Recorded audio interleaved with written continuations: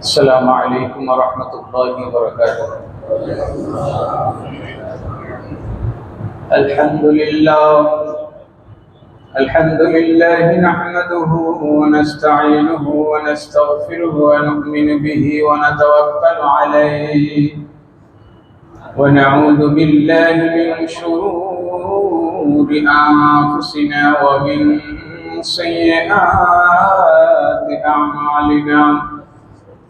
من يهده الله فلا مضل له ومن يضلله فلا هادي له، ونشهد أن لا إله إلا الله وحده لا شريك له، ونشهد أن سيدنا وسندنا وحبيبنا وحبيب ربنا وطبيبنا وطبيب قلوبنا ومحبوبنا ومعشوقنا ومولانا محمد الذي أرسله بالحق بشيرا ونذيرا وداعيا إلى الله بإذنه وسراجا منيرا.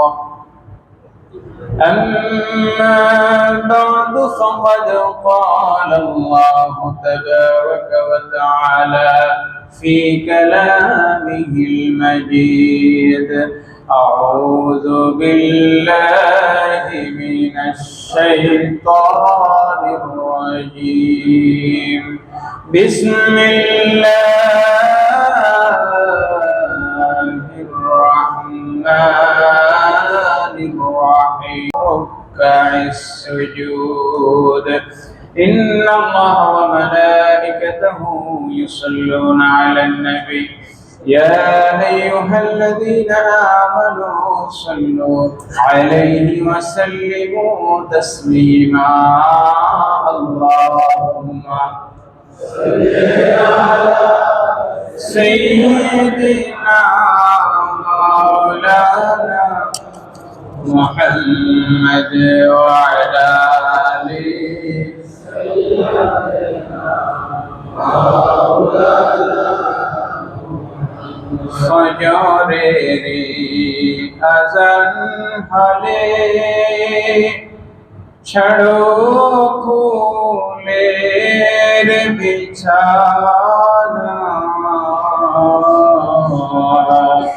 কবরেতে আছে যারা তাদের নিশি পোহায় না।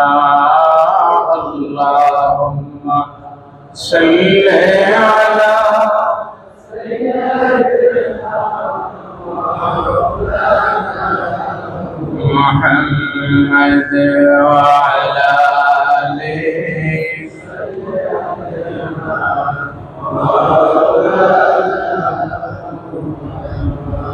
আরব দেশে করো প্রান্ত যেথামা আমিনার ঘর, খোদার করুণা কৌশল হয়ে জ্বলছে বারংবার। আল্লাহুম্মা সাল্লি আলা مولانا محمد وعلى آله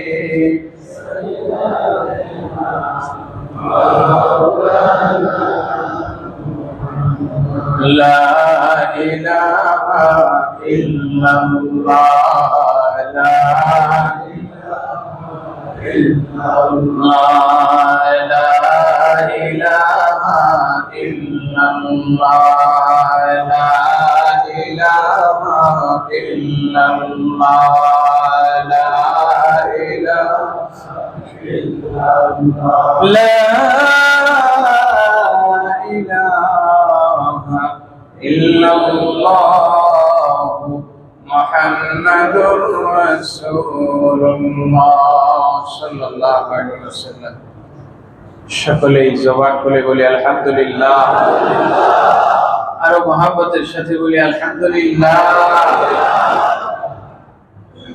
সমস্ত প্রশংসা রব্বুল আলামিনের দরবারে, যিনি দয়া করে মায়া করে মেহেরবানি করে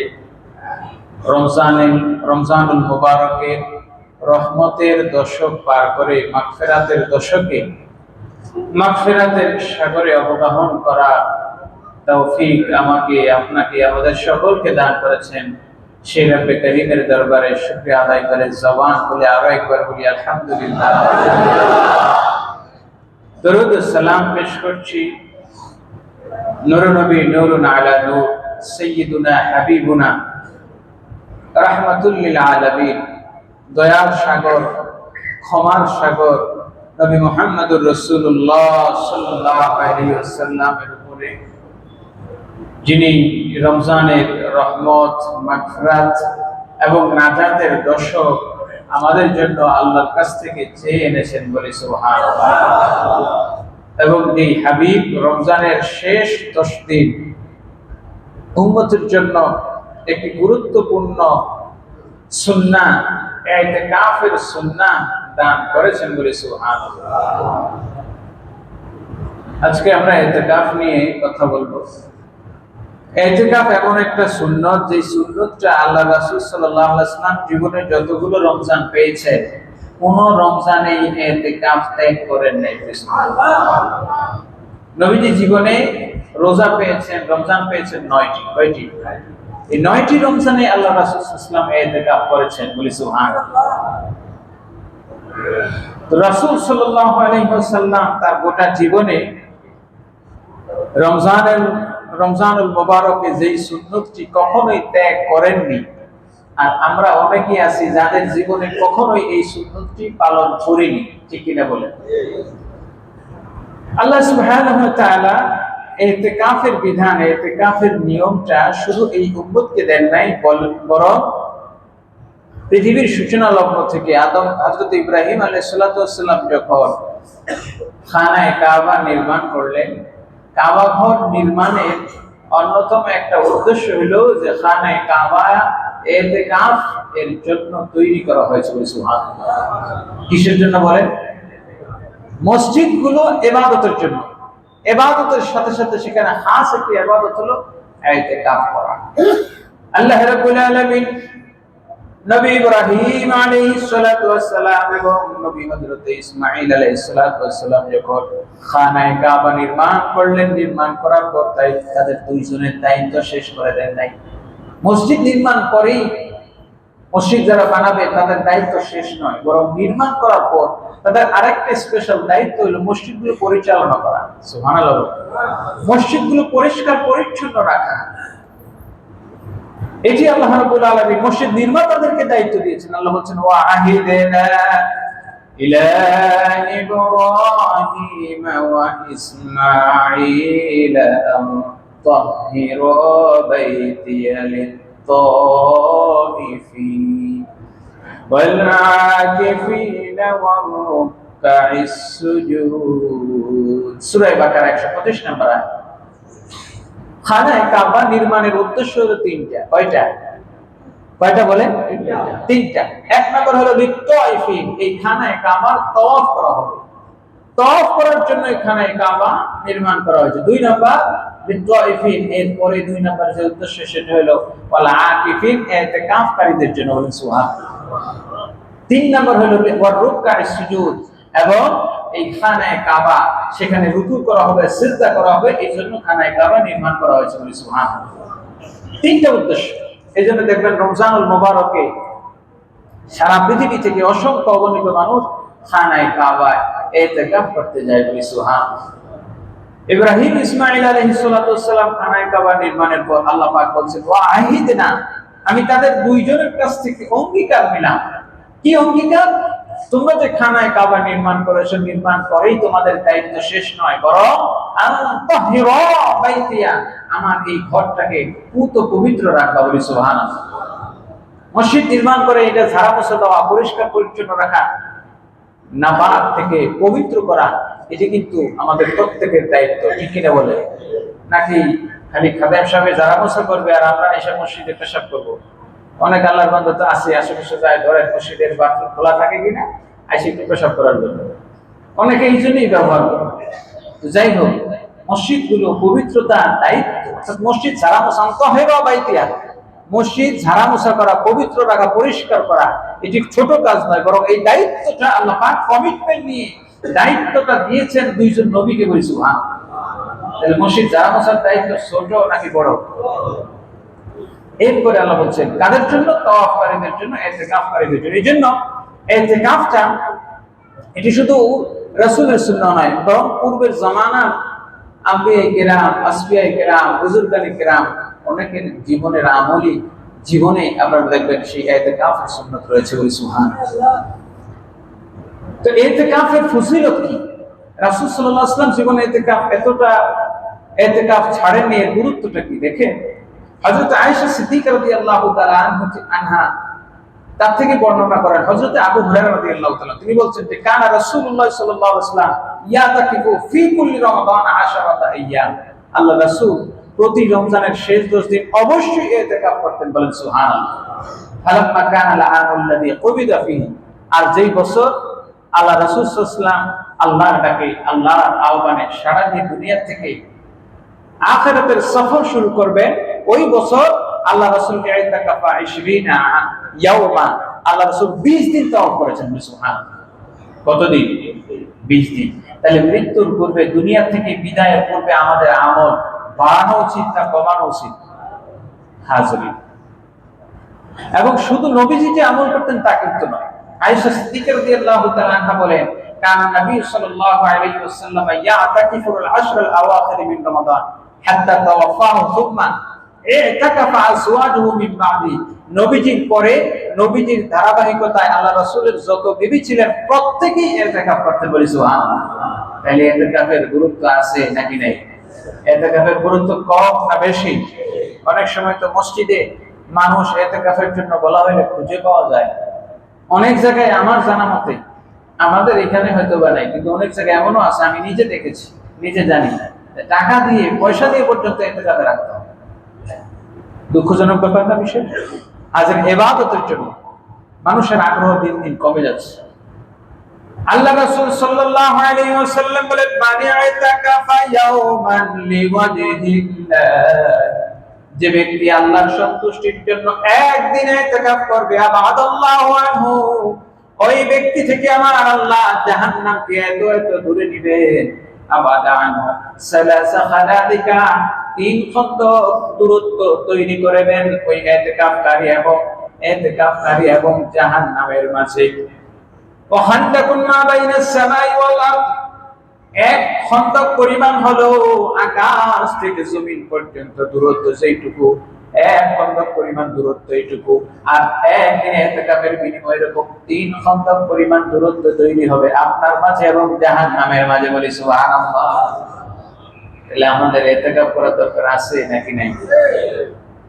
প্যারা হাজিরিন, অন্য হাদিসে আল্লাহর হাবিব সাল্লাল্লাহু তাআলা আলাইহি ওয়াসাল্লাম বলেন মান ইতাকাফা ফি রমাদান কানা কামাল হাজ্জাতাইনি ওয়া উমরাতাইনি তাম্মাতাইন। দুইবার আল্লাহ রাসূল বলেন যে ব্যক্তি রমজানুল মুবারকে একদিন ইতিকাফ করবে, আল্লাহ রাব্বুল আলামিন তার আমলনামায় 2টি কবুল হজ এবং 2টি কবুল উমরার সওয়াব লিখে দিবে। হাজিরিন, ইতিকাফ আল্লাহ রাসূল করেছেন, শুধু তাই নয়, নবীজি যে রমজান মাসে, অর্থাৎ রমজান মাস তো রোজা ফরজ হয়েছে হিজরতের পর, তাই না? কখন ফরজ হয়েছে? হিজরতের পর। এখন আপনি বলবেন যে আল্লাহ পাক ইব্রাহিম আলাইহিস সালাম এবং ইসমাঈল আলাইহিস সালামকে বলছেন যে কাবা ঘরে ইতিকাফকারীদের জন্য কাবা ঘর পরিষ্কার পরিচ্ছন্ন রাখো। দেখেন আগে এই ইতিকাফের হিস্ট্রি, ইতিকাফের ইতিহাস আছে নাকি নাই আমরা একটু দেখব, যে জাহিলি যুগে কেউ ইতিকাফ করতো কিনা। যেহেতু নবীজি সাল্লাল্লাহু আলাইহি ওয়াসাল্লাম এর ইতিকাফের হাদিস আমরা জানি, নবীজি মদিনায় যাওয়ার পরে ইতিকাফ করছেন 9 রমজান। জাহিলি যুগে ইতিকাফ যে করা হয়তো, এটার হাদিসের প্রমাণ হলো মুসলিম শরীফে হযরত ওমর রাদিয়াল্লাহু তাআলা বলেন না সুবহানাল্লাহ। ওমর রাদিয়াল্লাহু তাআলা আনহু, মুসলিম শরীফের হাদিস, আল্লাহ রাসূলের কাছে এসে বললেন, ইয়া রাসূলুল্লাহ, আমি খানায়ে কাবা, ইন্নী নাযারতু আন আ'তাকিফু ফিল কাবা, ইয়া রাসূলুল্লাহ, আমি জাহিলি যুগে একবার মানত করেছিলাম। কি করেছিলাম? মানত করেছিলাম যে আমি খানায়ে কাবায় ইতিকাফ করব। বলেন না সুবহানাল্লাহ। তো সেই ইতিকাফের নিয়তটা করছেন কখন? ইসলাম কবুলের আগে না পরে? আগে, জাহিলি যুগে। তখন আল্লাহ রাসূল বলছেন, আউফি নাযরাকা, হে ওমর, তুমি তোমার মানতটা পূরণ করো। যদিও মানতটা জাহিলি যুগের, কিন্তু মানতটা হলো একটি সুন্নাত আমল। জাহিলি যুগে আমল নিয়ত করেছেন, মানত করেছেন, কিন্তু সেটা ইসলামের যুগে এসে আল্লাহ রাসূল বলছেন সেটা পালন করো, পূর্ণ করো। বলেন সুবহানাল্লাহ। হাজিরিন, শুধু তাই নয়, আল্লাহ রাসূল সাল্লাল্লাহু আলাইহি ওয়াসাল্লাম মক্কায় থাকতে ইতিকাফ করেছেন। কোথায়? ইতিকাফ কিন্তু খানায়ে কাবা হেরেম শরীফে করেন নাই। এর কিছু কারণ আছে। প্রথম কারণ হলো, খানায়ে কাবা মক্কায় যতদিন, মক্কা ৮ম হিজরি পর্যন্ত খানায়ে কাবার ভিতরে ৩৬০টি মূর্তি ছিল কি ছিল না? ছিল। আল্লাহ হাবিব সাল্লাল্লাহু আলাইহি ওয়াসাল্লাম বাধ্য হয়ে, এবং আরেকটি বিষয় জানবেন, মক্কায় যতদিন আল্লাহ রাসূল ছিলেন, মক্কায় কোনোদিন আল্লাহ রাসূল কাফেরদের সাথে, কুরাইশদের সাথে হজ করেন নাই। হজ এত বড় একটা ইবাদত, কিন্তু তাদের সাথে কোনোদিন হজ করে নাই। কেন করেন নাই? এত নিজের বাড়ির মানুষ। কথায় আছে না যে মক্কার মানুষ হজ পায় না? আসলে এটা কাহিনীটা হলো, আসলে ওরা জীবনে হজ পায় না। কেন পায় না? প্রথম বিষয় হলো, হজের যে নির্দিষ্ট তারিখ, জিলহজের যে 5 দিন, এই তারিখ থেকে তারা ঘুরে অন্যদিকে নিয়ে গেছে। তারা তাদের সুবিধা মতো হজ করত। কি করত? সুবিধা মতো। অর্থাৎ যে সময়টা, যেমন শীতের সিজন, এখন যদি আমরা বলি যে গরমের সিজন, চৈত্র মাসে রোজা রাখা কষ্ট, একটু কষ্ট না? এখন যদি আমরা, গভর্নমেন্ট ইচ্ছা করে সিদ্ধান্ত নেয়, ঠিক আছে আমরা এক কাজ করি, আমরা এই মাঘ মাসে নেব, পৌষ মাসে নেব, শীতের সময় রোজা পালন করব, একটু কষ্ট কম হবে, এটা কি কেউ মানবে? জাহিলি যুগে তারা এই কাজটাই করছে। তাদের সুবিধার জন্য গরমের দিন বাদ দিয়ে শীতের দিন হজ নিয়ে গেছে। 33 বছর লাগতো এটা ঘুরে আবার নিজের জায়গায় আসছে। কত বছর? 33 বছর পরে। যার কারণে আল্লাহ রাসূল মক্কা যতদিন ছিলেন, একদিন ওদের সাথে হজ করেন, কিন্তু তাওয়াফ করছে। তাওয়াফ করছে। তো এখন ইতিকাফ যে মক্কার মধ্যে খানায়ে কাবা করবেন, সেই সুযোগ ছিল না। ওগুলা মূর্তি পূজা করে মক্কার কাবা ঘরের মধ্যে সেই পরিবেশ ছিল না। এজন্য আল্লাহ রাসূল মক্কায় 10 বছর ইতিকাফ করছেন, প্রতি রমজানই করতেন, এবং সেই ইতিকাফটা করতেন জাবালে নূরে। সুবহানাল্লাহ বলবেন না?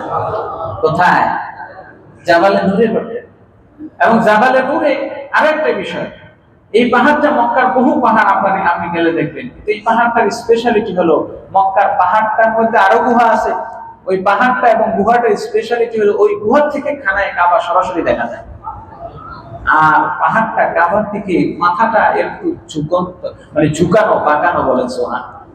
আল্লাহ রাসূল ওই জায়গায় কি ইতিকাফ করতেন। বলেন না সুবহান।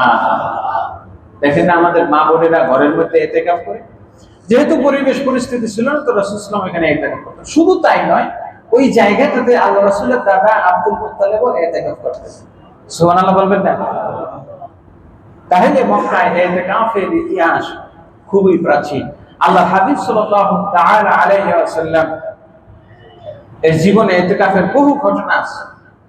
নবী সাল্লাল্লাহু আলাইহি ওয়াসাল্লাম মসজিদের মধ্যে কাপড় দিয়ে একটু তাঁবুর মতো করতেন, একটু পর্দা দিয়ে ওই জায়গায় ইতিকাফ করতেন।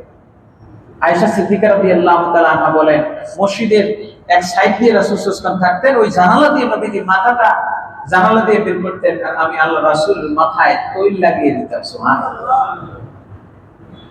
আল্লাহ রাসূল সাল্লাল্লাহু আলাইহি ওয়াসাল্লামের ইতিকাফকালীন ঘটনা হযরত সাফিয়া রাদিয়াল্লাহু তাআলা আনহা বর্ণনা করেন। নবী সাল্লাল্লাহু আলাইহি ওয়াসাল্লাম ইতিকাফরত অবস্থায় একদিন নবীজির কাছে সাফিয়া রাদিয়াল্লাহু তাআলা আনহা আসলেন। আসার পরে প্রিয় নবী সাল্লাল্লাহু আলাইহি ওয়াসাল্লাম রাতের বেলায় আসার পরে যে কোনো গুরুত্বপূর্ণ আলোচনা হলো তিনি চলে যাবেন। আল্লাহ রাসূল বললেন, সাফিয়া, রাতের বেলা তুমি একা যেও না, আমি তোমাকে আগায়া দিয়ে আসবো। আগায়া দিতে গিয়ে হঠাৎ করে দূর থেকে, যারা মসজিদ থেকে একটু বের হয়েছেন আগায়া দিবেন, দূর থেকে দুইজন সাহাবী দূর থেকে দেখলো যে আল্লাহ রাসূল বের হচ্ছে, সাথে একজন কি মহিলা বের হচ্ছে। যারা মনে করেন গলি দিয়ে বের হবেন কিন্তু আল্লাহ রাসূলকে দেখে আর তারা বের হন নাই, ছুপি দিয়ে একটু আবার পেছনের দিকে গেছে। আল্লাহ রাসূল আগে তাদের কাছে গিয়ে বললেন, শোনো, আমি বের হয়েছি এই যে আমার স্ত্রী সাফিয়া তারে আগে দেওয়ার জন্য।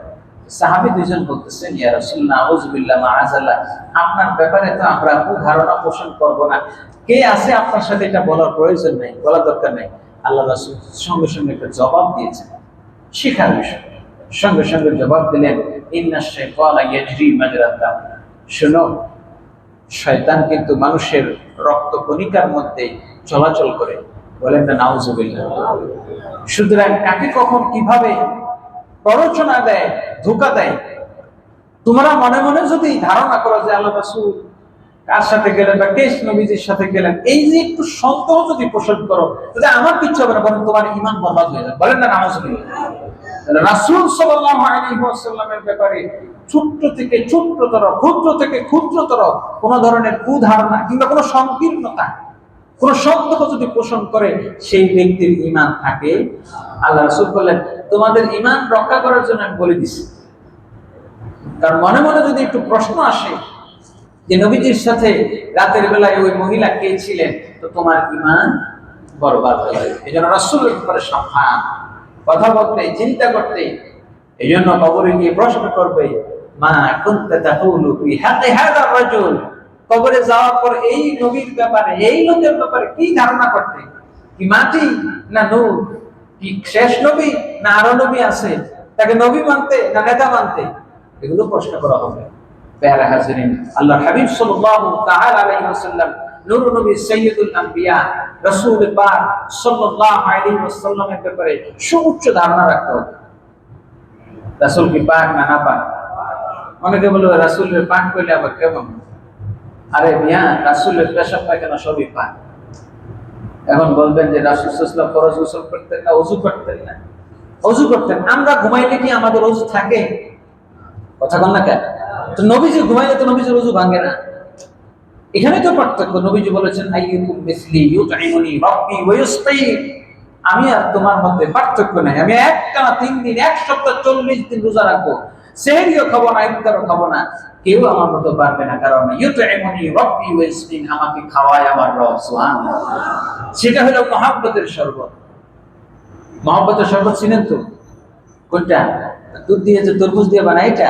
আহা, আল্লাহ পাক তার হাবিবের সাথে যে মহব্বতের শরাব, সেটা হলো লিকায়ের শরাব। বলেন না সুবহানাল্লাহ। হাজিরিন, তো রমজানুল মুবারকে প্রিয় নবী সাল্লাল্লাহু আলাইহি ওয়াসাল্লাম একটা ইতিকাফও ছাড়েন নাই। এমনকি প্রথম যে বছর রমজানের রোজা ফরজ হলো, ওই বছর আল্লাহর হাবিব সাল্লাল্লাহু আলাইহি ওয়াসাল্লাম প্রথম রমজানে চলে গেলেন বদরের যুদ্ধে। কোথায়? কথা বলেন না। বদরের যুদ্ধের ইতিহাস আমাদের জানার দরকার আছে নাকি নাই? আছে নাকি নাই? মুসলমান কখনো নিউক্লিয়ার ওয়েপন দিয়ে বিজয় লাভ করবে না, বরং ঈমানের ওয়েপন দিয়ে মুসলমান বিজয় লাভ করেছিল। বদরের সম্পর্কে আল্লাহ রাব্বুল আলামিন কোরআনে কারীমে বদরের দিবসটাকে এমন একটা দিবস বলেছেন, ইয়াউমাল ফুরকানি ইয়াউমাল তাকাল জামআন। সূরা আনফাল 41 নম্বর আয়াত। আজকে 16 রমজান, 17 রমজান হলো বদরের দিবস, আগামীকাল। তো বদর দিবসটা হলো আল্লাহ বলছেন ইয়াউমাল ফুরকান, সত্য মিথ্যার পার্থক্যকারী এমন একটা দিন। আল্লাহ পাক বদর সম্পর্কে অনেকগুলো আয়াত কোরআনে কারীমে বলেছেন। আল্লাহ পাক সূরা আলে ইমরানের 123 নম্বর আয়াতে বলেন, ওয়ালাকাদ নাসারাকুমুল্লাহ।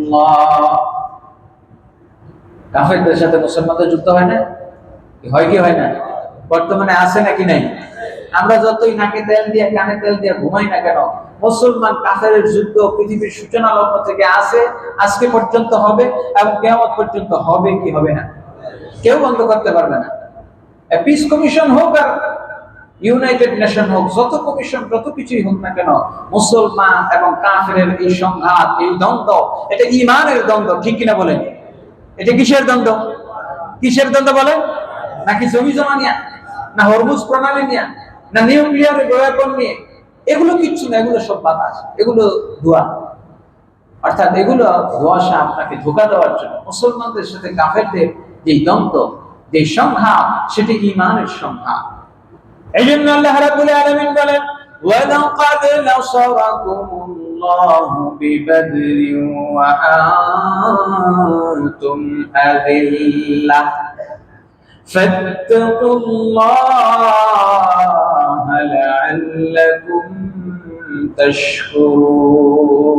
ওয়ালাকাদ নাসারাকুমুল্লাহ, অবশ্যই আল্লাহ পাক তোমাদেরকে সাহায্য করেছেন বদরের যুদ্ধে। বলেন না সুবহানাল্লাহ। কিসের যুদ্ধে? আপনারা যারা হজে গিয়েছেন, হজ থেকে মদিনা শরীফে যারা গিয়েছেন, মদিনা থেকে 80 মাইল দূরে বদরের প্রান্তরে অনেকেই গিয়েছেন। আল্লাহ আমাকে নিয়েছে সেই জায়গায়, বদরের জায়গায় মসজিদে আরিশ নামে একটা মসজিদ আছে, যে জায়গায় রাসূল সাল্লাল্লাহু আলাইহি ওয়াসাল্লামের জন্য একটা তাবু বানানো হয়েছিল। তাবুটা কেমন? তাবুটা ছিল উপর দিয়ে ছাদ নাই, আশেপাশে চতুর্দিক দিয়ে কাপড় দেওয়া, কিন্তু উপর দিয়ে ফাঁকা। বলেন না সুবহানাল্লাহ। এরকম তাবু আল্লাহ রাসূলের জন্য কখনো বানানো হয় না। নবীজি বলছে উপরে খোলা রাখবা। তাবু তো সাধারণত আমরা দেখি কেমন হয়, উপরে দিয়ে ছাউনি থাকবে, আশেপাশে চতুর্দিকে খোলা থাকবে বা বন্ধ থাকতে পারে, কিন্তু আগে উপরে ছাদটা থাকবে, উপরে কাপড় ছাউনি থাকবে। রাসূল সাল্লাল্লাহু আলাইহি ওয়াসাল্লাম বললেন না, বদরে আমার জন্য এমন একটা তাবু বানাইবা, চতুর্দিক দিয়ে পর্দা দিবা, কিন্তু উপরে দিয়ে ফাঁকা রাখবা। সুবহানাল্লাহ। এটাকে বলে আরিশ। আল্লাহর হাবিব সাল্লাল্লাহু আলাইহি ওয়াসাল্লাম ওই জায়গায় দোয়া করেছেন। কি দোয়া করেছেন? আল্লাহর হাবিব সাল্লাল্লাহু তাআলা আলাইহি ওয়াসাল্লাম আল্লাহ রাব্বুল আলামিনের কাছে দোয়া করেছেন, এবং সেই দোয়া আল্লাহ তাআলা কবুল করেছেন। আল্লাহ কোরআনে কারীমের সূরা আনফালের 9 নম্বর আয়াতে বলেন ইয তাস্তাগীথুনা রাব্বাকুম ফাস্তাজাবা লাকুম আন্নী মুমিদ্দুকুম বিআলফিন মিনাল মালাইকাতি মুরদিফিন ওয়া মা জা'ালাহু আল্লাহু ইল্লা বুশরা ওয়া লিতাতমাইন্না বিহি কুলুবুকুম। বলি সুবহানাল্লাহ। বদরের প্রান্তরে আল্লাহর হাবিব যখন ওই তাবুর মধ্যে দাঁড়িয়ে সিজদার মধ্যে গিয়ে আবার দোয়া করতে লাগলেন, হযরত আলী বলতেছে যুদ্ধ শুরু হওয়ার সময় আমি যখন রাসূলের কাছ থেকে বিদায় দিয়ে যাই, ওই সময় নবীকে সিজদায় দেখেছি। যুদ্ধের মধ্যে আবার মনে হলো একটু রাসূলকে গিয়ে দেখি। আল্লাহ রাসূল সাল্লাল্লাহু আলাইহি ওয়াসাল্লামকে গিয়ে দেখলাম তিনি আবার ওই জায়গায় সিজদায় আছেন। সুবহানাল্লাহ। আলী রাদিয়াল্লাহু তাআলা আনহু বলছেন যুদ্ধের ফাঁকে আবার গেলাম, তিনবার আমি রাসূলের কাছে গেলাম, তিনবার গিয়ে দেখলাম নবীজি সিজদায় আছেন। নবী দোয়া করছেন আল্লাহুম্মা ইন্নাকা ইন তুহলিক হাযিহিল ইসাবাতা লা তু'বাদ বা'দাহা ফিল আরদ। রব্ব, আপনি যদি এই মানুষগুলোকে 313 জনকে ধ্বংস করে দেন, এই জমিনের মধ্যে আপনার ইবাদত করার জন্য কেউ থাকবে না। হযরত আলী বলেন আল্লাহ রাসূল সাল্লাল্লাহু তাআলা আলাইহি ওয়াসাল্লাম সিজদার মধ্যে চোখের পানি ছেড়ে তিনি যখন কাঁদতে লাগলেন, তার কান্না ওই পানির ফোঁটা পাহাড় গড়িয়ে জমিন পর্যন্ত পৌঁছে গিয়েছিল, এত কেঁদেছেন। বলি সুবহানাল্লাহ। উম্মতের বিজয়ের জন্য আল্লাহ রাসূল ওই বদরের প্রান্তরে কেঁদেছেন, এবং আল্লাহ পাক ওই সিজদার মধ্যেই সূরা আনফালের 9 নম্বর আয়াতে বলছেন ইদ তাস্তাগীথুনা, তোমরা যখন তোমাদের রবের কাছে রব্বাকুম, তোমাদের রবের কাছে সাহায্য চেয়েছিলে, ফাস্তাজাবা লাকুম, সেদিন আল্লাহ তোমাদের ডাকে সাড়া দিয়েছেন।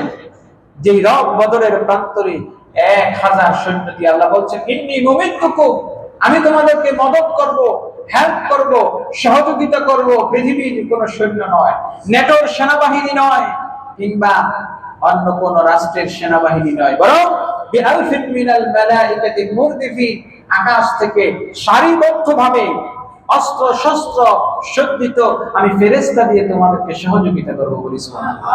আর জোরে বলি আল্লাহু আকবার। কেমনে সাহায্য করছে? বদরের প্রান্তরে আপনি গেলে দেখবেন, বদরের প্রান্তরে একটা পাহাড় আছে, ওই পাহাড়টার নাম হলো জাবালে মালাইকা। পাহাড়ের নাম কি বলেন? জাবালে মালাইকা, ফেরেশতাদের পাহাড়। বদরের প্রত্যেকটি পাহাড় পাথরের পাহাড়, কিন্তু জাবালে মালাইকা ওই পুরো পাহাড়টাই হলো বালুর পাহাড়, একটা পাথর আপনি সেখানে পাবেন না। বলি সুবহানাল্লাহ।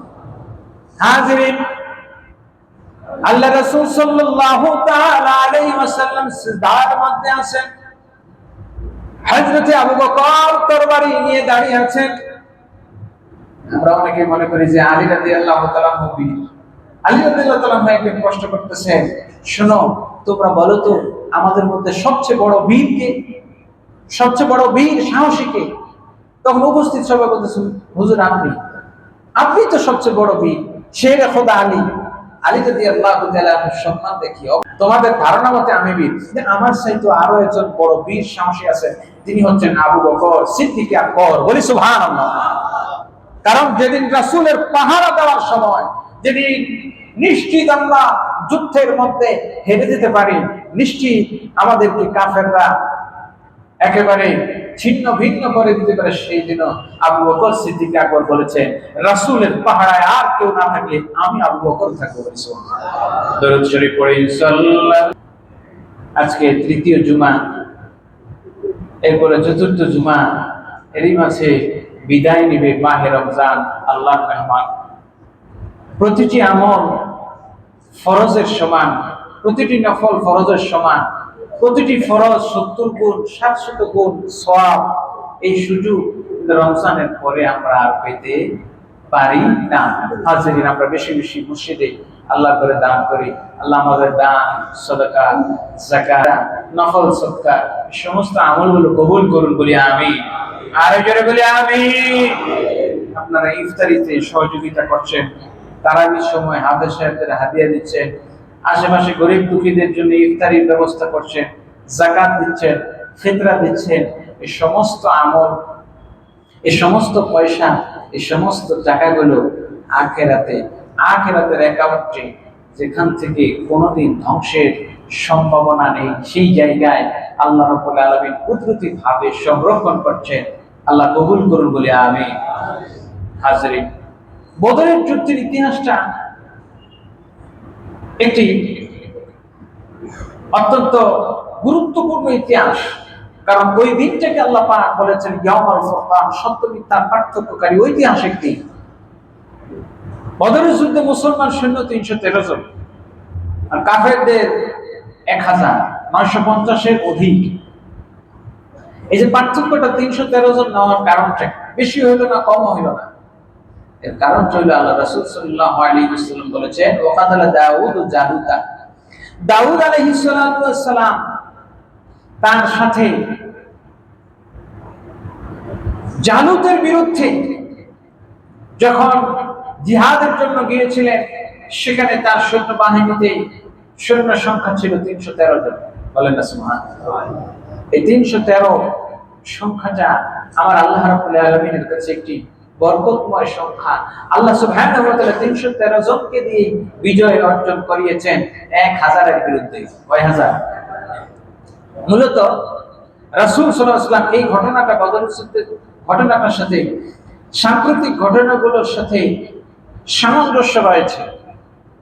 যেমন দেখবেন, ইহুদি খ্রিস্টান যারা পৃথিবীতে টেরোরিজমের গুরু, তারা মুসলমানদেরকে বলে টেরোরিস্ট। ঠিক কিনা বলেন? যে নিজেই সারা পৃথিবীতে ত্রাসের সৃষ্টি করে, সে আরেকজনকে বলে সন্ত্রাস। কি আছে নাকি নাই? যে নিজেই ত্রাসের সৃষ্টি করে, পৃথিবীতে সবচেয়ে ভয়ঙ্কর, সবচেয়ে দুর্ধর্ষ এবং সন্ত্রাসী যে রাষ্ট্র, সেটা হলো ইসরায়েল। ঠিক কিনা বলে? এতে কোনো সন্দেহ আছে? আপনাদের কারো কোনো দ্বিমত আছে? আল্লাহ পাক তাদের সম্পর্কে বলেন, وَإِذَا قِيلَ لَهُمْ لَا تُفْسِدُوا فِي الْأَرْضِ قَالُوا إِنَّمَا نَحْنُ مُصْلِحُونَ أَلَا إِنَّهُمْ هُمُ الْمُفْسِدُونَ وَلَكِنْ لَا يَشْعُرُونَ। যখন তাদেরকে বলা হয় সন্ত্রাস করিও না, তারা বলে আমরা পিস কমিশন, ইউনাইটেড নেশন, আমরা শান্তিকামী। বোম মারা স্কুল সমূহ, বিদ্যালয় সমূহ, নিরীহ মানুষগুলোরে মেরে তারা বলে আমরা শান্তি প্রতিষ্ঠা করি। আল্লাহ বলছেন, আলা ইন্নাহুম হুমুল মুফসিদুন, বরং এরাই হচ্ছে ফাসাদ সৃষ্টিকারী।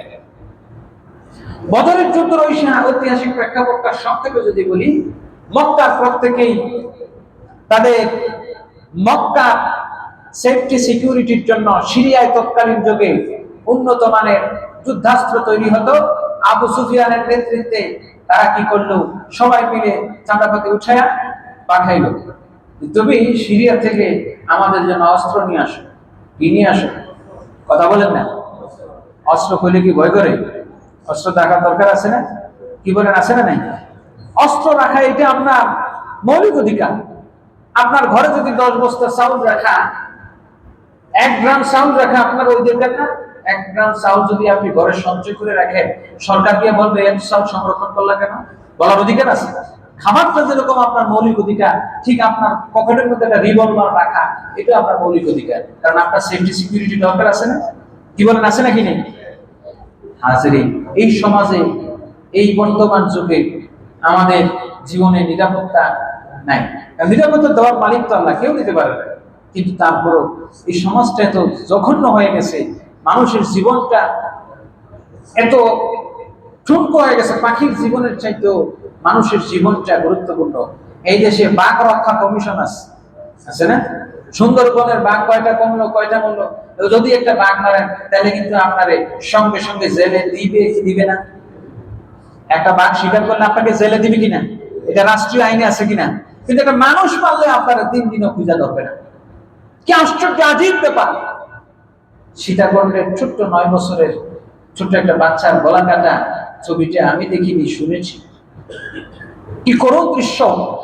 একটা বাবা বয়সী মানুষটা বাচ্চাটার হাত ধরে নিয়ে যাচ্ছে। আপনারা অনেকে হয়তো দেখেছেন, বাবার বয়সী বাচ্চাটা যখন যাচ্ছে ওই লোকটার সাথে নির্ভয়ে যাচ্ছে, হাসতে হাসতে নাচতে নাচতে যাচ্ছে। কিন্তু সে জানে না বাবার বয়সী এই মানুষটাই তার জন্য জমদূত হয়ে আসবে। মানুষটা কিভাবে পারলো নিজের সন্তানের বয়সী ছোট্ট 9 বছর 8 বছরের বাচ্চাটাকে গলা কেটে রেখে দিছে? বাচ্চাটা বুঝেও না। এরপরে সেই জঙ্গল থেকে রাস্তার কাছে আসছে। আপনারা অনেকে দেখছেন না কি নির্মম মানুষগুলো? তার কি একটু মায়া লাগলো না? তার মনে কি একটু দয়া আসলো না? হাজিরিন, কোন সমাজে আপনি আমি বাস করি! বড় নিষ্ঠুর এবং নির্মম এই সমাজ, এই ব্যবস্থা। আল্লাহ তাবারক ওয়া তাআলা এই জন্য রাসূল সাল্লাল্লাহু আলাইহি ওয়াসাল্লাম তার জীবনে কাউকে হত্যা করেন নাই। আল্লাহ রাসূল সাল্লাল্লাহু আলাইহি ওয়াসাল্লাম 23টা যুদ্ধে অংশগ্রহণ করছে, কিন্তু একটা তীর নবীজি নিজে মারেন নাই, একটা তরবারি দিয়ে কখনো কাউকে আঘাত করেন নাই। এটি আমার রাসূলের সুন্নাহ, বলে সুবহানাল্লাহ। কিন্তু যখন অস্ত্রের প্রয়োজন হবে, যখন যুদ্ধের প্রয়োজন হবে, আল্লাহ রাব্বুল আলামিন নিজেই বলে দিয়েছেন, ওয়া আইদ্দু মাস্তাতাতুম মিন কুওয়াতিন ওয়া মিন রিবাতিল খাইলি তুরহিবুনা বিহি আদুওয়াল্লাহি ওয়া আদুওয়াকুম। ওয়া আইদ্দু, তোমরা প্রিপারেশন নাও। ওয়া আইদ্দু মাস্তাতাতুম মিন কুওয়াতিন ওয়া মিন রিবাতিল খাইলি, যুদ্ধ করার জন্য তোমার যেই যেই ওয়েপন দরকার, AK-47 দরকার কিংবা নিউক্লিয়ার ওয়েপন দরকার, তুমি সেটা প্রস্তুত করার দায়িত্ব তোমাকে অর্ডার করেছেন কে? আমার যুদ্ধ করতে এই জিনিসগুলো লাগবে, তাকে আরেকজনকে জিজ্ঞেস করতে হবে? আমার দেশের সামরিক সমরাস্ত্র বৃদ্ধি করার জন্য আমাকে কি দাদাদের কাছ থেকে, প্রভুদের কাছ থেকে অনুমতি নিতে হবে? আমি নিউক্লিয়ার ওয়েপনের প্ল্যান্ট স্থাপন করব আমার রাষ্ট্র, সেটা আমার রাষ্ট্রের সেফটি সিকিউরিটির জন্য, সেটা কি কোনো বিদেশি রাষ্ট্রের কাছ থেকে আমার অনুমতি নিতে হবে? হাজিরিন, আল্লাহ নিজেই বলেছেন মুসলমানদের। তো সিরিয়ায় যখন গেল আবু সুফিয়ানের নেতৃত্বে, আল্লাহ রাসূল সাল্লাল্লাহু আলাইহি ওয়াসাল্লাম খবর পাইলেন যে অস্ত্র নিয়ে আসছে। প্রথম উদ্দেশ্য বলছে যে আমরা ব্যবসা করতে চাই। ভালো কথা, ব্যবসা করো, কারণ মদিনার উপর দিয়ে যাবা, মদিনার উপর দিয়ে আসবা, এটা তোমাদের বিজনেস ওয়ে, বিজনেস ট্রানজিট। আমার এই দিক দিয়ে অস্ত্র নিয়ে যাবা। আল্লাহ রাসূল বললেন, তা হতে দেব না।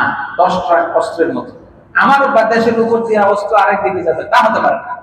আল্লাহ রাসূল বললেন, অ্যাটাক দেন, অ্যাটাক করো। কে কোথায় আছে এখনো প্রিপারেশন নাও। 313 জন প্রস্তুতি নিল, রওনা হয়ে গেল। আল্লাহ রাব্বুল আলামিন তার হাবিবকে বলেন, ইয়া রাসূলুল্লাহ, ইয়া হাবিবাল্লাহ, আপনি প্রস্তুতি নিয়ে যান, আমি আপনাকে একটা জায়গায় পৌঁছে দেব।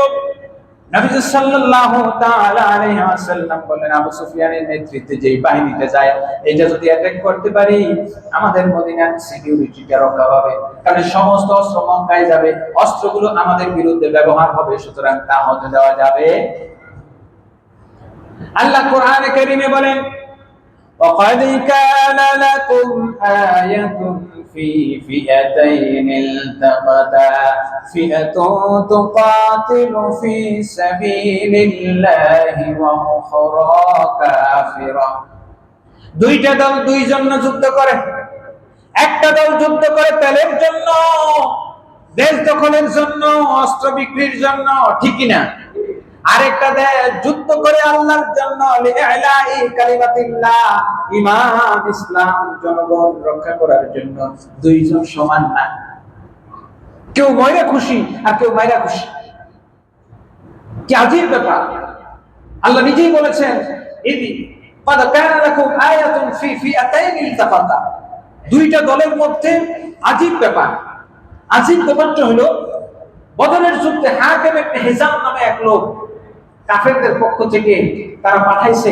যে একটু মুসলমানদের অবস্থা দেখে আসো হাকিম ইবনে হিজাম বলতেছে গিয়ে আয়েশা বলতেছে উতবা ইবনে রবিয়াকে দোস্ত শোনো আমি যা দেখছি পৃথিবীর ইতিহাসে এরকম মানুষ কখনো দেখি না ওরা যে 313 জন আসছে তরবারি মাত্র 70টা ঘোড়া মাত্র 2টা তুমি ওদেরকে নিরস্ত্র দেখতে পারো কিন্তু আমি যেরকম দেখছি এক একটা মানুষ তো নয় এক একটা বাঘ যদি তোমাদের একজনকে পায় চিরে চিরে খাবে বলে সুবহানাল্লাহ উতবা ইবনে রবিয়া বলতেছে এত অস্ত্র নিয়ে আসলাম সিরিয়া থেকে তো চালান আসতে আছে তুমি কি মনে করো বলতেছে না এবার উতবা ইবনে রবিয়ার কাছে বদরের কাছেই আরেকটা কাফের গোত্র ছিল তারা বলল যদি তোমরা চাও আমরা তোমাদেরকে অস্ত্র দিয়ে সাহায্য করব আছে না কাফের রাষ্ট্র এক রাষ্ট্র আরেকজনকে দেখেন না নেটো একটা দুষ্টামি করলে আরেকটা এটা দুষ্টামির ক্ষেত্রে সহযোগিতা করে শয়তান হাজিরিন তো এবার উতবা ইবনে রবিয়া বলতেছে দেখো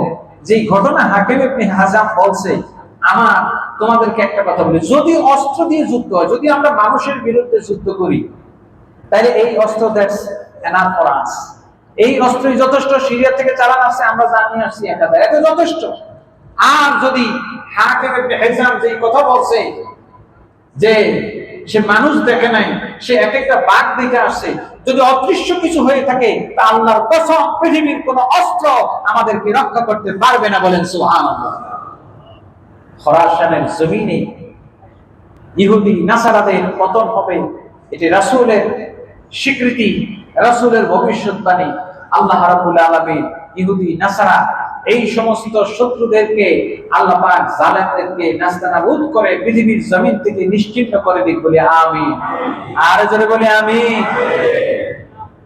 অস্ত্র নিয়ে যাচ্ছে আল্লাহ রাসূল সাল্লাল্লাহু আলাইহি ওয়াসাল্লাম তাদেরকে আক্রমণ করবে যাই হোক ঘটনাক্রমে আবু সুফিয়ান চালাক সে খবর নিয়ে দেখতেছে মুহাম্মদ আসতেছে তখন সে আরব সাগরের পার দিয়া একদম পার ঘেঁষে অন্য রুটে সে চলে গেল যাওয়ার পরে এদিক দিয়ে ঘটনাটা যে মক্কা বদরের যুদ্ধ ঘটনাটা লম্বা ঘটনা সংক্ষেপে বলি মক্কার মধ্যে আল্লাহ রাসূলের ফুফুর নাম ছিল আতিকা বিনতে আব্দুল মুত্তালিব তিনি একটা স্বপ্ন দেখছেন স্বপ্নটা হলো তিনি বলছেন যে আমি স্বপ্নে দেখলাম এক লোক বিদেশ থেকে আসলো এসে মক্কার কাবাহরের পাশে জাবালে আবু কুবাইসে দাঁড়ায়া নিজের ওটের যে নাক আছে নাক কেটে দেওয়ার পর নিজের কাপড় চোপড় খুলে সে ওই পাহাড়ের উপরে উঠে সকল মানুষকে সতর্ক করতে লাগলো এবং একটা পাথরে আঘাত করলো সে মাথা দিয়ে আঘাত করার পর পাথরের এক একটা টুকরা এমন কোন মক্কার ঘর নাই যেই ঘরের মধ্যে ওই পাথরের টুকরো পৌঁছায় নাই বলেন সুবহানাল্লাহ এই স্বপ্ন দেখার পর তিনি তার ভাই আব্বাস বিন আব্দুল মুত্তালিব নবীজির চাচার কাছে বললেন তিনি আবার উতবা ইবনে রবিয়ার কাছে বলছেন যে ভাই কারো কইও না কিন্তু ভাইদের কথা বুঝেন না স্বপ্নের কথা এটা পুরো মক্কার মধ্যে ছড়িয়ে পড়ল আব্বাস বিন আব্দুল মুত্তালিব খানায় কাবায় গেছেন তাওয়াফ করতে তখন আবু জাহেল উঠে বলতেছে কি এতদিন তো শুনতাম তোমাদের বংশে বনু হাশিম থেকে পুরুষরা নবুয়ত দাবি করে এখন দেখি তোমাদের মহিলারাও নবী হয়ে গেছে বলেন না নাউযুবিল্লাহ স্বপ্নের কথা শুনে এলাকা প্রচার হয়ে গেছে তখন তিনি রাগে দুঃখে ক্ষোভে চলে আসছেন বাসায় যাওয়ার পর এদিকে সারা দেশে ছড়াইয়া দিচ্ছেন মহিলাদের বদনাম যে মহিলারাও নবী দাবি করছে আসলে কি নবী দাবি করছে উনি স্বপ্নের কথা বলছেন আব্বাস ইবনে আব্দুল মুত্তালিব এবার বাড়িতে যাওয়ার পর মহিলারা বলতেছে, একটু কি গায়ে জোর নাই? এই যে আমাদের মহিলাদের ইজ্জত নিয়ে সিনেমিনি খেলতেছে, বাজে কথা বলতেছে, আপনি কিছু বলবেন না? বলছেন আজকে শাসে হেরেম শরীফে আজকে 2 দিন পর যাওয়ার পরে আজকে আবু জাহেলকে দেখতেছে, দেখে যদি আজকে যদি কোনো কথা বলেন টপ করে ঘাটটা বলে দেবো।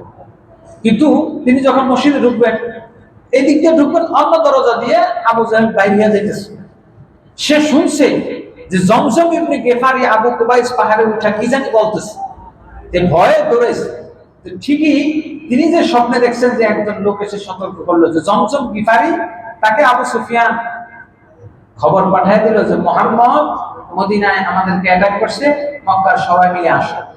তা আসলো, যাই হোক 1000 লোক প্রস্তুত হয়ে বদরের প্রান্তরে আসলো। আল্লাহ রাসূল সাল্লাল্লাহু আলাইহি ওয়াসাল্লাম উপস্থিত হলেন। সংক্ষেপে শেষ করি, 2-4 মিনিট, আপনাদের কষ্ট হবে? কষ্ট হবে বলে? আবার বলে না যে সময় চলে যায়, 2 মিনিট। ওই জায়গায় যাওয়ার পর মুসলমানদের প্রথম উদ্দেশ্য ছিল কিন্তু আবু সুফিয়ানের কাফেলা। এই কাফেলায় অস্ত্র আছে, টাকা পয়সা আছে, ব্যবসায়িক মাল আছে, কিন্তু বাই দ্য ওয়ে আল্লাহর ইচ্ছা ছিল যে আবু সুফিয়ানের কাফেলা চলে যাক, মক্কার নেতা খেতা যত আছে ওদের মাথাগুলো সব শেষ করে দেব, বলেন সুবহানাল্লাহ। আবু সুফিয়ান চলে গেল অন্য রাস্তা দিয়ে, এদিক দিয়ে বদরের প্রান্তরে আবু জাহেল হাজির হয়ে গেল। আল্লাহ রাসূল সাল্লাল্লাহু আলাইহি ওয়াসাল্লাম উপস্থিত সাহাবাদের কাছে এই মুহূর্তে করণীয় সম্পর্কে পরামর্শ করলেন যে তোমরা কি বলো? আবু বকর দাঁড়িয়ে গেলেন, হযরত ওমর দাঁড়িয়ে গেলেন, ভাষণ দিলেন, ইয়া রাসূলুল্লাহ, ইয়া হাবিবাল্লাহ, আপনার জন্য আমাদের জীবন কুরবান, যা বলবেন তাই শুনবো, যেখানে নিবেন সেখানে যাব, জীবন লাগলে জীবন দেব, কিন্তু আল্লাহ রাসূল নির্বিকার কোনো কথা বলেন না। কারণ 313 জনের মধ্যে মুসলমানদের অর্থাৎ মুহাজিরদের সংখ্যা, মক্কা থেকে যারা আসে তাদের সংখ্যা 60 জন, মতান্তরে 76 জন, আর বাকি মদিনার আনসারদের সংখ্যা প্রায় 240 জন। এখন 240 জনের কথা শোনা লাগবে না? তারাই তো আমাদেরকে আশ্রয় দিছে। তখন হযরতে মেকদাদ ইবনে আমর চিন্তা করলেন, আল্লাহ রাসূল বুঝি আমাদের কথাই যা শুনতে চাচ্ছেন। মেকদাদ ইবনে আমর দাঁড়িয়ে বলেন, ইয়া রাসূলুল্লাহ, ইয়া হাবিবাল্লাহ, আমরা আপনাকে বনি ইসরাঈলের মতো কথা বলবো না, তে ইযহাব আনতা ওয়া রাব্বুকা ফাকাতিলা ইন্না হাহুনা কাঈদুন। বনি ইসরাঈল মুসাকে বলছে, মুসা আপনি আর আপনার খোদাই যান যুদ্ধ করেন, আমরা এখানে বসে রইলাম, আপনি বিজয় হইলে আমরা শহরে ঢুকবো। বলেন না নাউযুবিল্লাহ। মেকদাদ ইবনে আমর দাঁড়িয়ে বলেন, ইয়া রাসূলুল্লাহ, ইয়া হাবিবাল্লাহ, যবে থেকে আপনাকে আমাদের বাড়িতে আপন করে নিয়েছি, আপনি আমাদের সন্তানের মতো, বাবার মতো, ভাইয়ের মতো, আপনাকে আমাদের কলিজা দিয়ে রক্ষা করব। যদি শুধু ইয়ামকুতে নিয়ে যান কিংবা পানিতে ঝাঁপ দিতে বলে, আগুনে ঝাঁপ দিতে বললেন, ইয়া রাসূলুল্লাহ, আমরা আপনার হুকুম পেতে প্রত্যাশী, যেখানে যেতে বলবেন, যা করতে বলবেন, জীবন লাগলে জীবন দেব, তারপরে আপনাকে ছেড়ে যাব না। বলেন সুবহানাল্লাহ। আল্লাহ রাসূল খুশি হয়ে গেলেন। বদরের যুদ্ধে মুসলমানরা মাত্র 14 জন শহীদ হলেন, কাফেররা 70 জন পরাজয় লাভ করলেন। বদরের যুদ্ধ 17ই রমজান হলো। 17ই রমজান ফিরে এসে আল্লাহ রাসূল সাল্লাল্লাহু আলাইহি ওয়াসাল্লাম 20 রমজানে এসে ইতিকাফে বসে গেলেন। বলেন সুবহানাল্লাহ। আরে জোরে বলেন সুবহানাল্লাহ। এত বড় একটা ট্র্যাজেডি হলো, তারপরেও সেখান থেকে ফিরে এসে বিশ্রাম নেননি, আল্লাহ রাসূল ইতিকাফে বসে গিয়েছেন। তাই আসুন ইতিকাফের মতো এমন একটি গুরুত্বপূর্ণ সুন্নাহ আমাদের জীবনে আমরা কায়েম করি, প্রতিষ্ঠা করি। একদিন ইতিকাফের বিনিময়ে আল্লাহ পাক বান্দার আমলনামায় 2টি কবুল হজ, 2টি উমরার সওয়াব দান করেন। বলি আমিন। আল্লাহ পাক আমাদেরকে কবুল করুন এবং ইতিকাফ করার তৌফিক দান করুন। যাদের পক্ষে সম্ভব আপনারা নিয়ত করবেন আগামী মঙ্গলবার সূর্যাস্তের পূর্বে ইনশাআল্লাহ তাআলা আযজা ওয়া জাল্লা আপনারা ইতিকাফে বসে যাবেন। যারা যারা নিয়ত করবেন, আল্লাহ তাবারক ওয়া তাআলা আমাদের সকলকে কবুল করুন। আমিন। ওয়া আখির দাওয়ানা আনিল হামদুলিল্লাহি রাব্বিল আলামিন।